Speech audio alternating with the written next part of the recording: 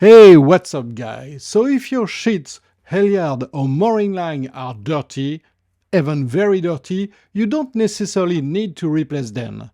You can easily give them a new lease of life by washing them and save a couple bucks in the process. So, let's check it out.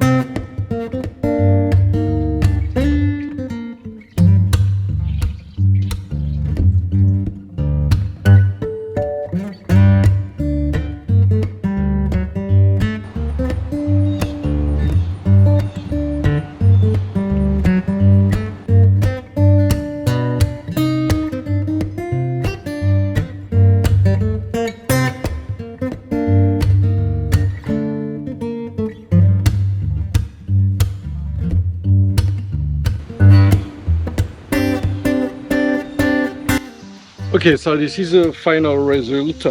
Well, it was a little bit extreme because it was all line, but you can see the result. It's pretty nice compared to what was in the beginning. So I think it's a pretty good result. So you can imagine that on a more recent line.